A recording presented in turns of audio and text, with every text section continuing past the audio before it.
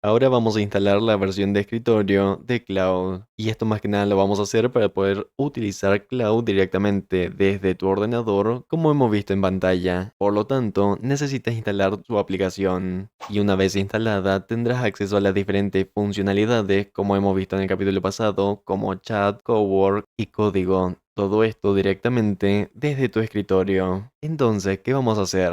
Bien, entonces para hacerlo directamente lo que haremos en este caso es ir a la web original de Cloud, que vendría a ser esta misma, en donde nos va a dar la posibilidad de ingresar si ya en este caso nos encontramos logueados. Pero asimismo también si bajamos un poco más estaremos encontrando este apartado de aquí para descargar Cloud, con lo cual si le damos en él nos estaría llevando en esta zona, en donde básicamente nos estaría llevando a la siguiente página, en donde también por aquí si vemos podemos descargar una versión para móvil, tanto si tenemos iOS o Android. Pero en este caso, todo esto obviamente si queremos utilizar Cloud para móvil, pero en nuestro caso nos interesa la versión de escritorio, que es la que estoy utilizando yo ahora mismo. Entonces, por lo tanto, si utilizas Windows o Mac, simplemente seleccionas tu sistema operativo, o si no por defecto, por aquí ya estaría, por defecto nos detecta que estamos utilizando Windows, en este caso de 64 bits, por lo tanto lo podemos descargar directamente de esta zona. Y una vez que le dan clic por aquí, se le va a descargar el archivo, esperan a que se descargue, luego le dan un clic, lo instalan y listo, simplemente tienen que hacer eso mismo. Y ya te digo que no tiene mucha más complicación que eso. Y básicamente lo mejor de todo es que en cuestión de unos minutos tendrás Cloud instalado en tu ordenador.